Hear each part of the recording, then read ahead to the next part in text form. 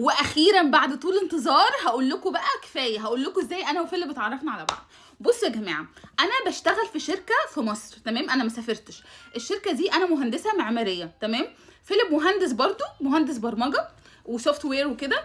المهم الشركه بتاعتي كانوا طالبين ان في حد يعمل لهم برنامج في الشركه، يعني سيستم اي ار بي سيستم وحاجات دي انا ما بفهمش فيها قوي. المهم يعني ففيليب جه عشان يعمل، بس كان جاي يعني الشركه حوالي 10 15 يوم مش اكتر من كده يعني. المهم لما جه ما كانش كل الناس في الشركه بتعرف تتكلم انجلش، فكان في شويه قليلين هم اللي بيعرفوا يتكلموا انجلش، هم اللي كانوا هيتعاملوا مع فيليب وكده. وكنا بنخرج نخرجه احنا جروب كده فيه 3 4 للاماكن بقى السياحيه، اهرامات مش عارفه ايه والكلام ده كله، وبقينا اصحاب.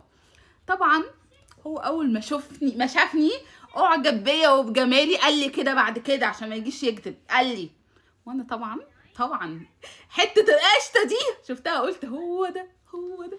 المهم يعني هزار كتير. المهم رجع هو بلده وفضلنا نتكلم، كنا عند بعض على مش عارفه اقول اسمه، على الفيسبوك يعني، ان شاء الله الفيديو ما يتشالش.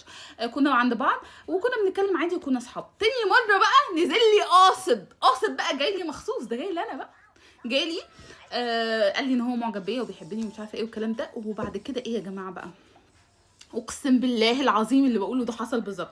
راح بقى نزل لي على ركبته، جايب لي خاتم بقى، الخواتم هما بيتقدموا بيتجوزوا بخواتم يعني كده. نزل لي على ركبته واداني خاتم وقال لي شروق تتجوزيني.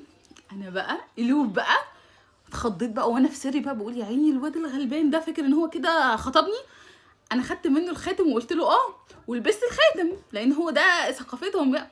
بس انا في سري بقول يا عيني هو فاكر ان احنا كده مخطوبين، احنا مش مخطوبين يا حبيبي، مش عارفه ايه هجيبها له ازاي، هقول له الصدمه ازاي ان احنا كده مش مخطوبين. المهم يعني بالهداوه كده قعدت معاه قلت له بصي يا فيليب طبعا انا موافقه وانا كمان بحبك وكده، بس احنا كده مش مخطوبين، انت لسه هتكلم اهلي وتحاول تقنعهم، ولسه طبعا يعني الخاتم ده شكرا هديه مقبوله، بس دي لسه مش شبكتي، انا اهلي بيطلبوا شبكه بقى وحاجات بقى لسه قصه طويله.